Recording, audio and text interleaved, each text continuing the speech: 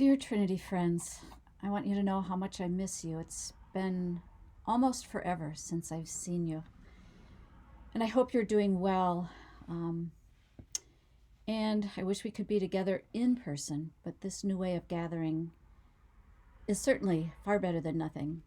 So I'm happy to have this opportunity to share with you some thoughts that I've had about today's gospel reading and what's been going on in the world. And I don't know if it's true for you, but for me, these last 2 weeks have felt like a very long year. I still haven't come to terms with everything that's been come to pass. I'm guessing that's true for pretty much everyone. All of the breaking news about COVID-19 might soon be breaking our spirit, if it hasn't already. And this is only the beginning. There's something, though, in today's gospel. You have heard Pastor Alm read it, and it's included with this link. This something has struck me as particularly relevant, and that is the time that Jesus took to get to Lazarus. Mary and Martha had sent word to Jesus that Lazarus was ill, and apparently Jesus was not in any big rush to get there. He stayed 2 more days in the place where he was. Then, when it was finally time, Jesus and his disciples left for Judea. The disciples weren't too excited about that. They knew the Jews had already been trying to get Jesus, but off they went. By the time Jesus got to Mary and Martha in Bethany, Lazarus had been dead for 4 days, enough time for there to be a stench in the tomb. We do have in this reading one of the most popular verses in the Bible when it comes to memorizing. I loved it as a kid. In the King James Version of the Bible, many of us learned it as Jesus wept, the shortest verse, great for memorizing and crossword puzzles. But we don't know why exactly Jesus wept. It doesn't tell us, but we do know he was greatly moved. The curious thing is the lack of urgency in Jesus to get where it seemed he was needed most. What was he thinking? Or what was he seeing? I don't know, but I have been struck by something else these last couple of weeks. And in all honesty, it doesn't seem like a very nice thing to notice or bring up. But the truth is, I have found the feel-good stories, the ponderings about what we might learn from all of this, the Bible quotes, both condemning and comforting our behavior, even the ongoing lists of who to be thankful for and who to pray for, not always helpful. And that has bothered me, and I'm not sure why. The feel-good stories are inspiring. I do wonder what we will learn if we're really lucky. And all those deserving and needing our thanks and prayers really need our thanks and prayers. And we need to continue with that. But then I see that Jesus wasn't in any big hurry to fix things. He could have gotten to Lazarus and Mary and Martha much sooner if he had wanted to. If he saw it was such a great need, but he didn't. Why? Maybe there's a time for everything, and maybe now is not the time to get extra busy or to try to solve everything or try to fix everything for everyone. It doesn't mean to stop caring or helping or praying or connecting with others.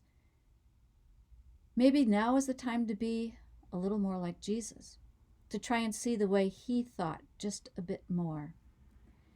Jesus is not bothered by the defeatist attitude of the disciples. He's not stopped by the disappointment in Mary and Martha. He did not give in to the confusion that was so reasonable at a time like that. At a time like this, it's a lot easier to try to explain suffering than to look at it straight in the eye. It's easier to set suffering aside with feel-good stories and facts, which are important, than it is just to sit with it a bit. And then, God's solution to suffering was to send one who suffers, Jesus. Having taken on our human flesh, Jesus knows what it's like to be us, and he knows it all. And he doesn't try to explain the suffering in their midst. He faces it instead. He goes right into it, even allows it for however many days it was for him to finally raise Lazarus. He enters into it enough to weep.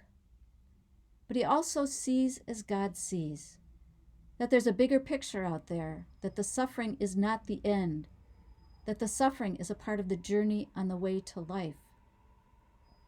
Maybe this is a time to ask the question anew, what would Jesus do? And what he seems to have done in today's gospel reading is, in part, to allow the pain and confusion to be. If the science is right, and it is what I'm trying to pay attention to, this is going to get worse before it gets better. And the suffering coming with this virus has only just begun. But in this Lenten season, we remember again that suffering is a part of life. God doesn't send suffering to test us or make us stronger.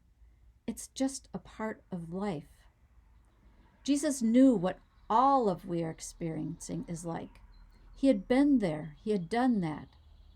On the way to the cross, he wept and prayed that there might be another way.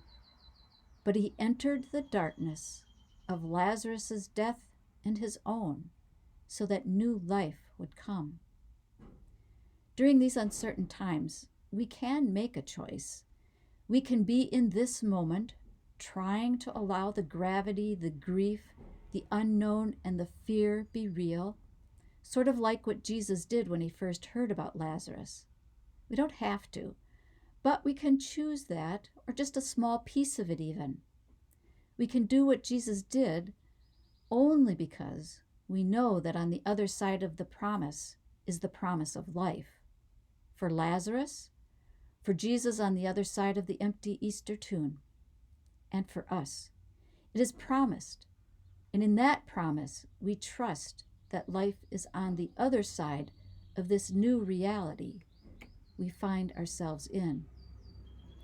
May this promise be real for you and fill your days and your living now, because Christ's promise is now.